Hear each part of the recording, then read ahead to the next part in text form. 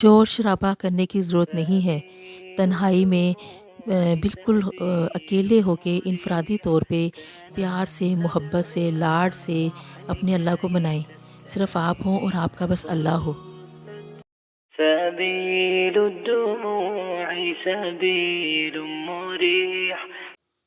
अस्सलाम वालेकुम। उम्मीद करती हूँ कि आप सब खैरियत से होंगे। एक हदीस है जिसमें लैलतुल क़द्र, शाबान की रात, ईद उल फ़ितर की रात, जुमा की रात, कुर्बानी की रात, इन सब की फ़ज़ीलतों के बारे में बताती हूँ। एक आयत उतरती है कि मेरे महबूब सल्लम अपनी उम्मत को बताएं कि अगर एक नेकी करेंगे तो 10 नेकियों का बदला दिया जाएगा। ये हज़रत आदम अलैहिस्सलाम से लेकर हज़रत मोहम्मद सल्लम तक एक ही कानून है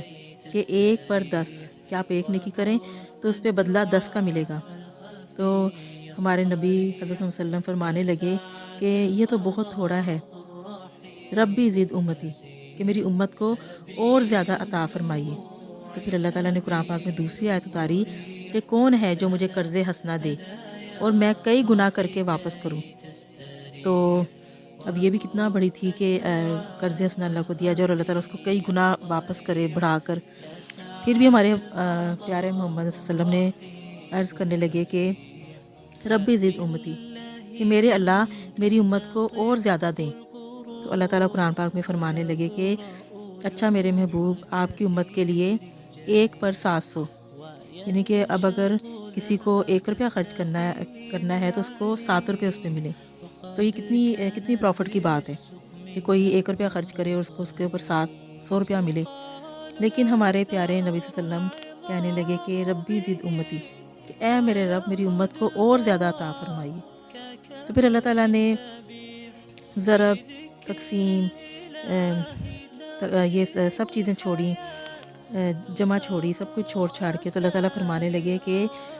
इन्नमा युवफ़्फ़स साबिरूना अजरुहुम बिग़ैरि हिसाब, कि हाँ मेरे महबूब, जो आप सल्लम की उम्मत में से जो भी सब्र वाले होंगे उनको मैं बेहिसाब दूँगा। तो यानी कि अल्लाह ताला ने बिल्कुल ब्लैंक चेक पकड़ा दिया कि इस पर जो भी चाहे वो लिख लें। करोड़ों, अरबों, खरबों जो भी लिखना चाहें लिख लें, खाली चेक है इस पर, जो वो तो बग़ैर हिसाब के उनको मैं अता करूँगा, बेहिसाब दूँगा। लेकिन सिर्फ़ एक शर्त है कि सब्र करने वाले हों, कि जो सब्र करेंगे उनको अल्लाह ताला इस तरह अता फ़रमाएगा। तो ये अल्लाह का अपने प्यारे हबीब सल्लम के साथ मोहब्बत, तो ये उनकी उम्मत के साथ मामला है जो अल्लाह ताला ने फ़रमाया, और उम्मत का मामला अल्लाह ताला के साथ है कि अल्लाह ताला ने हज़ूर पाक सल्लम को उनकी उम्मत के लिए ख़ुसूसी पैकेज यानी कि दिए। तो उसमें अल्लाह ताला ने बहुत प्यारी-प्यारी रातें उतारी जिसकी उन रातों में अजर व सवाब कई गुना ज़्यादा बढ़ जाते हैं। तो हमारी ज़िंदगियों में 15 शवाल, लैलतुल क़द्र, ईद उल फ़ितर की रात,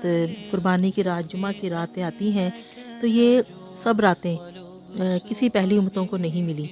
हमसे पहले जितने नबी आए हैं, उनकी उम्मतें आई हैं, उनमें से किसी को भी ऐसी रातें नसीब नहीं हुई। ये सिर्फ़ और सिर्फ़ हमारे प्यारे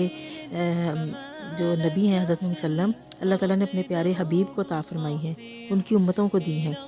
तो ये जो पहली उम्मतें थीं, उनकी सारी की सारी रातें एक ही जैसी थीं। उनमें से कोई रात ऐसी नहीं थी कि जिसमें फ़ज़ीलत हो, बरकत हो और अजर व सवाब कई गुना ज़्यादा हो। तो जब नबी पाक सल्लम के सामने बनी इसराइल के आदमियों का ज़िक्र किया गया और उनको बताया गया कि वो 80 साल तक जहाद उन्होंने किया, इबादत की, तो सहाबा कराम अर्ज़ करने लगे कि हमारी तो उम्रें ही 80 साल की नहीं होंगी, तो हम उनके अमाल तक कैसे पहुँचेंगे? तो अल्लाह ने फरमाया कि ऐ मेरे हबीब, हमने आपको एक रात दी है, लैलतुल क़द्र,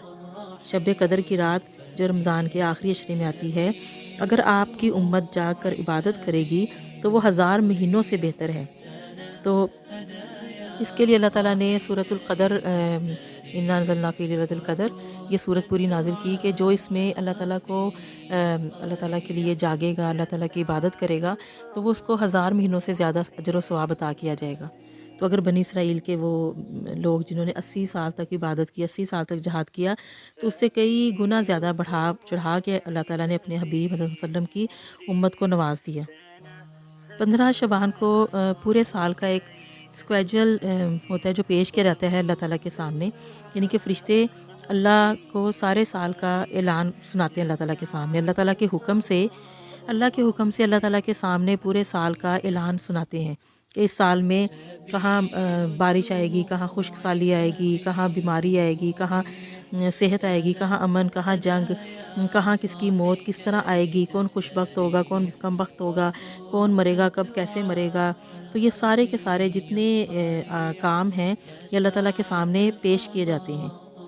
کتنے لوگ ہیں کہ اوپر ان کا نام مردوں میں اعلان کیا جا رہا ہوتا ہے اور وہ نیچے ہیرا پھیری کر رہے ہوتے ہیں، بدماشی کر رہے ہوتے ہیں، اور ان کو پتہ ہی نہیں ہوتا کہ اوپر ان کا نام اس پتے پر اس کے پتے پر مردوں کی لسٹ میں اس کا نام لکھا جا چکا ہے۔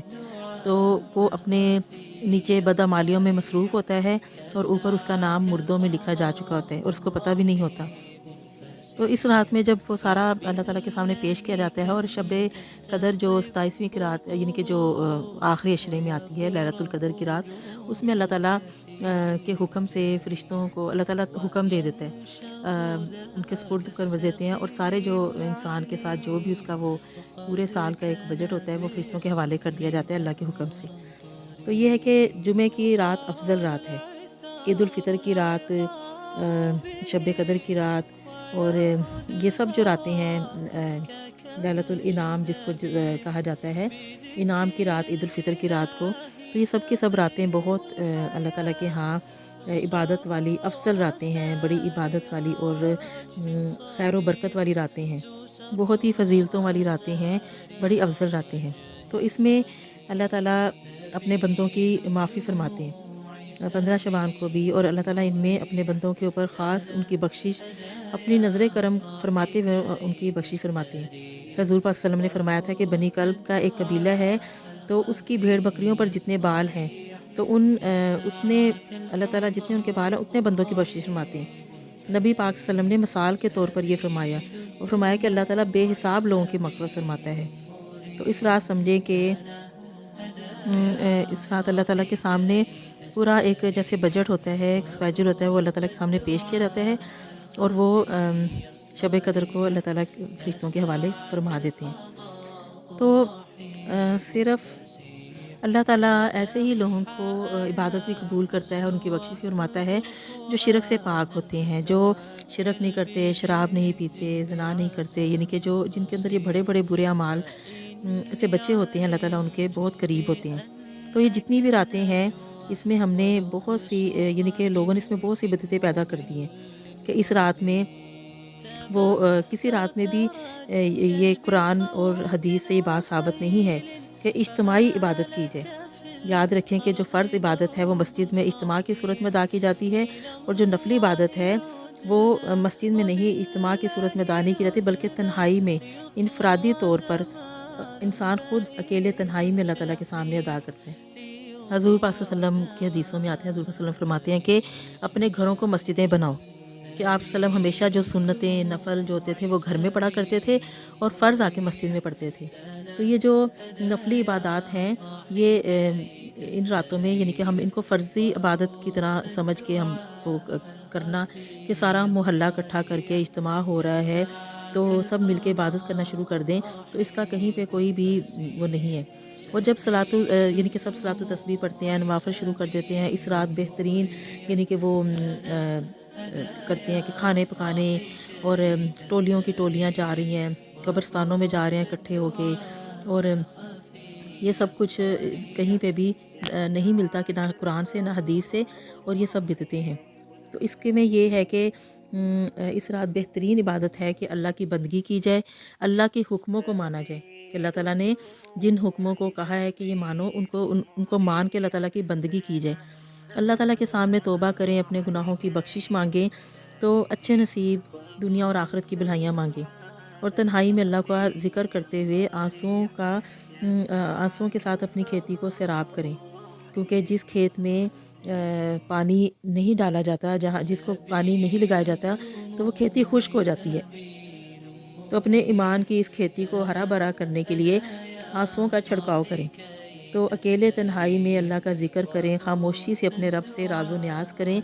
کیونکہ کوئی بھی شور مچانے و ویلا کرنے، لوگوں کا رش اکٹھا کرنے کی ضرورت نہیں ہے۔ شرلیاں، پٹاخے، چراغ جلانا، قبرستانوں میں ڈھول ڈھمکے کے ساتھ جلوس کی صورت میں جانا، دیگیں پکوان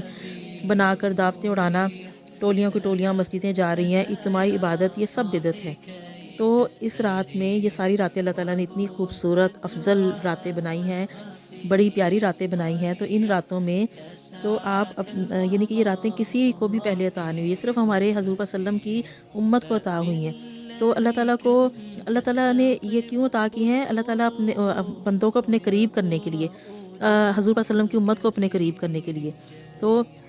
ان راتوں میں اللہ تعالیٰ کے قریب جائیے،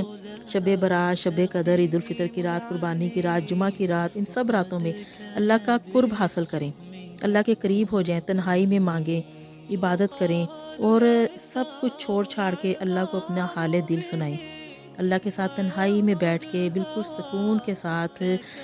بغیر کسی یعنی کہ صرف آپ اور آپ کا اللہ ہو اور تیسرا کوئی نہ ہو، اور آپ بڑی تنہائی میں اللہ تعالیٰ کے ساتھ بیٹھ کے اپنا حال دل سنائیں، باتیں کریں، ذکر کریں، عبادت کریں، اور اللہ تعالیٰ سے اپنی بخشیں مانگیں، دین و دنیا اور آخرت کی بھلائیاں مانگیں، خاموشی سے عبادت کریں، اور صرف یعنی کہ اس خاموشی میں کوئی مخل نہ ہو، بالکل خشوع و خضوع کے ساتھ، عاجزی کے ساتھ اللہ تعالیٰ کو منائیں،